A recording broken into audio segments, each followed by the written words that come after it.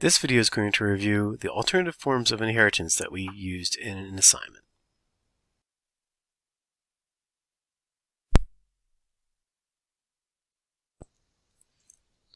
The first problem is using our traditional rules from Mendel, complete dominance.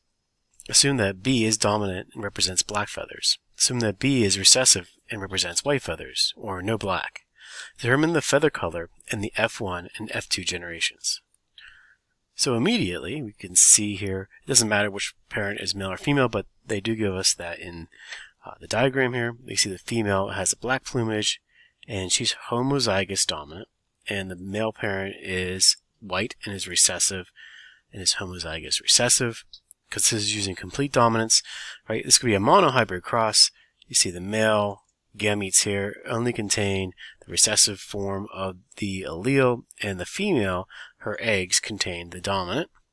And what we get for F1 generation, just by reading the Punnett square, you can see that all of them are going to be black feathers. So it's 100% big B, little b, heterozygous, and the phenotype is 100% black plumage. Now, if we look at the F2 generation, traditional monohybrid cross, you could take the two heterozygotes. So if you take a big B and a little b times a big B and a little b, male has at least one half the sperm are going to be dominant, the other half are going to be recessive for that trait. Right? Of course, it's a black phenotype, and the female black phenotype is going to have one big B and one little b for the recessive. Of course, you don't see that white plumage until you get to the second generation because it skips a generation. And what you end up with is 25% big B, and the phenotype we'd see there is 25% black. All right, we got 50% that are heterozygous, big B, little b, which is another 50% chance black, and 25% chance of the recessive. Of course, that's going to be white. It's going to be 25%. Now, add these two together for the black phenotype, and you end up with a 75% total black phenotype compared to 25% white. Part 1 should have been pretty easy. We should have been used to doing those kinds of problems using Mendel's traditional rules. Now we're ending up with the alternative patterns of inheritance. This one's using incomplete dominance for part 2. Notice the same Punnett squares, same allele combinations will come out of this, but what we'll get is a different pattern that we're looking at. Assume that B represents black feathers and lowercase b represents white feathers, and the alleles show incomplete dominance. Determine the feather color in the F1 and F2 generations. So in the F1 generation, all of the offspring are going to have the hybrid genotype, big B, little b, heterozygous. We see that just like the last problem, we're using the same Punnett squares, and big B, little b, because we're looking at incomplete dominance, needs an intermediate. Sort of a blending of the two, so gray would be the best choice there.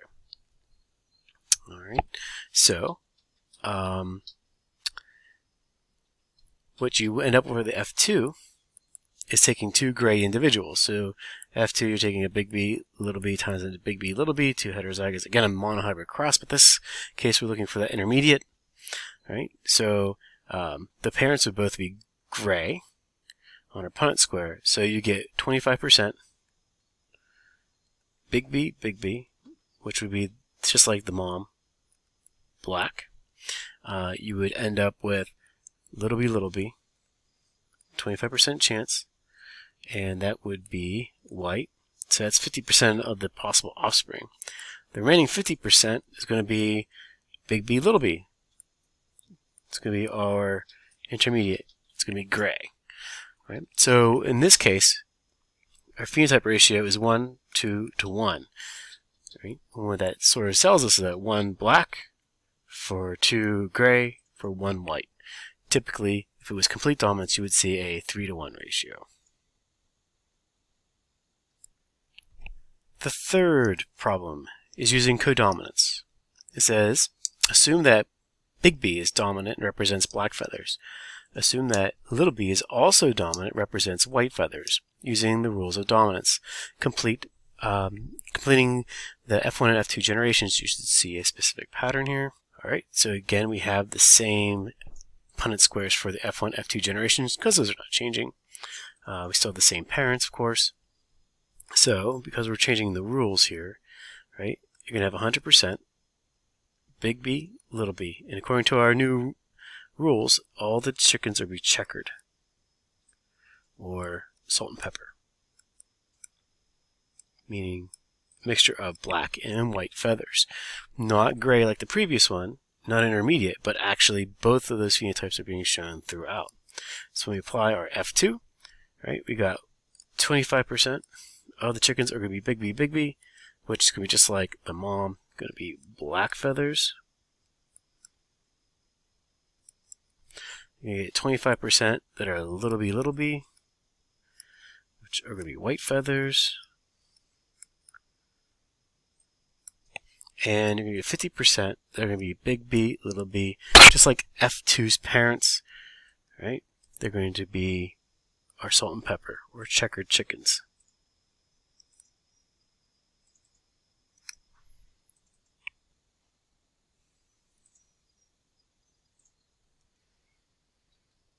Part 4 is a little bit more complicated because we're using multiple alleles. With that, we're also using codominant, incomplete dominant, and regular dominance in the same problem. Let's read what's in the problem itself. Assume that chickens can be black, big B, brown, big B with a superscript lowercase b, or white with a lowercase b with a superscript w. Big B is dominant to little b with a superscript w, and is codominant with b with a superscript little b. B with a superscript little b is incompletely dominant with b with a superscript w. Assume that the male parent is big B with a superscript b, and a female parent is big B superscript b with little b with a superscript w. You can see the male and female genotypes are already added to this Punnett square. And we want to know what are the male and female phenotypes, right? So if the male is big B and big B with a superscript b, according to our directions here, we've got a black phenotype, genotype, which is big B, and we got big B with the superscript b. Now, according to this, it's codominant. Big B is codominant with big B superscript b. So what that tells us is that this chicken is going to be black and brown checkered. A bit different than the previous chickens that were white and black checkered, because they're codominant. The other parent, the female, is big B, the superscript B, B, and a W. Now, you might immediately say, oh, it's just going to be brown. But we got to remember, it's incompletely dominant. Incompletely dominant means that you have an intermediate. Something in between brown and white. It could be tan, or it could be maybe a khaki color. So a khaki chicken. Now that we know the phenotypes of the parents, we can go and focus on what are the outcomes of a cross for our F1 generation. What would they look like? Well, in our Punnett square, you take this, half the sperm would have to have a big B, and half the sperm would have to have a big B with a superscript b. And the female has also a big B with a superscript little b, and one of those genotypes for a white. So this first box, this sperm, this egg, we get a big B superscript b, just like its father, right? It's going to be brown checkered. So it's going to be brown and black checkered. This box here, right, is going to be big B superscript b, big B superscript b, being all brown feathers, showing no other phenotype. This first column in the first and second row, big B, B with a little W, would be just a black feathered chicken, because this allele here is going to be recessive and not shown. It's going to be masked by the dominant. And then last, we got a big B, little b superscript, little b with a W, right? And we know that is going to be just like its mom, right? It's going to be a khaki or tan chicken. Reading our Punnett square, right? We see that there's all different chickens. 25% chance of each of these varieties. 25% chance of brown, black checkered.